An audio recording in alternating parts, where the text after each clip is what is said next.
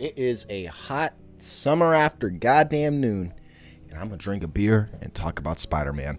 Welcome back to another one. We're gonna be talking about Spider-Man PS5 or Spider-Man 2, Marvel Spider-Man 2, whatever the fuck you want to call it, and how it's probably not gonna have any DLC. Now, before we get into the video, if you could drop a like and subscribe, we are 400 away. I've seen 415 subscribers.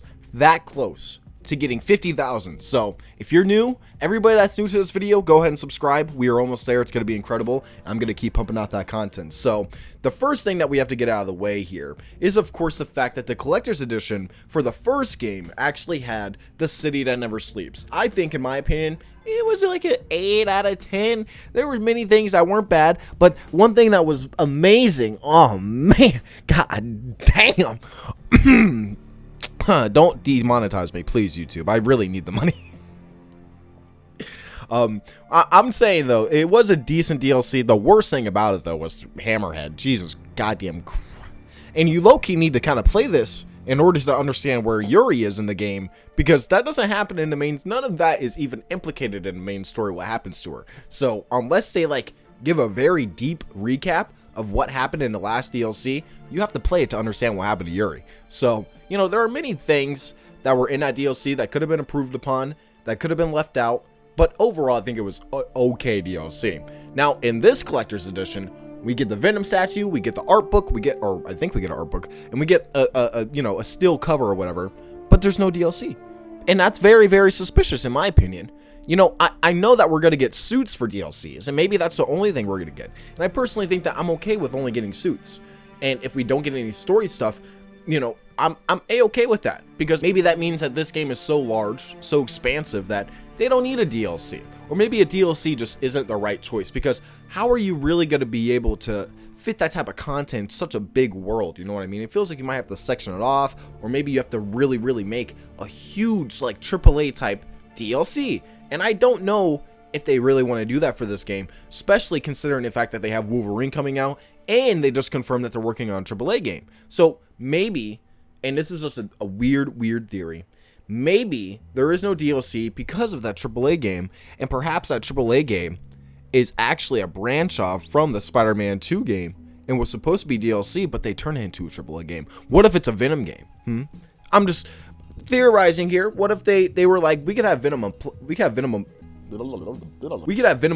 my god, I did it 3 times in a row. We can have Venom playable in this game, but instead of like doing, of course, just small sections in the main game, let's make a DLC. And then they realize, well, why make a DLC when we can make a full out game of Venom? Just a theory, a game theory, just a little theory. Maybe I'm right, maybe I'm wrong, maybe I'm not even gonna be, maybe Venom isn't even playable in this game. I'm stretching, bro. So whatever happens, you know, maybe we get DLC down the line. I could see that happening, but right now there's nothing confirmed, and that's it's just kind of crazy, you know what I mean? Because last time they did this, they had a DLC, and honestly a lot of people would even call Miles Morales a type of DLC. So I know that's it's not true, but in many ways it was so short that it could have been treated like a DLC if they really wanted to. They could literally have put that right with Spider-Man Remastered, said, hey, here's a Miles Morales DLC, and boom, there you go. That literally could have solved their issue, and that wouldn't have been a full game, but they still sold it at full price, even though it's only 6 hours. And, you know, I think that having no DLC is okay. I'm A-okay with them not having like a roadmap for this game, especially if we're already getting everything that we want in this game, necessarily speaking. You know what I mean? We're getting most of the storylines. It doesn't seem like they need to expand anything. Kind of seem like for their second game, they needed that first one with that DLC, because that DLC, of course, explores Yuri, like I was talking about. So maybe they're doing that because of story reasons. They made that first one mainly because they wanted to bring in Yuri and so where she was at. For the second one, they don't need that, because there's not going to be a third game like that where it sets up from, of course, a DLC. It sets up from just the base game itself. So I'm okay with that. I'm A-okay with no DLC, and I think everybody should be as well. You know, you don't want to pay more for a fucking game. Come on, you already got what you get, and whatever you pay for, you should get, personally speaking. But I'm excited to see what they do with the suits and DLC for the suits. I'm excited to see if they even do more DLC, and if they do, that's exciting. I would love to see more story content. Like maybe they do a Venom.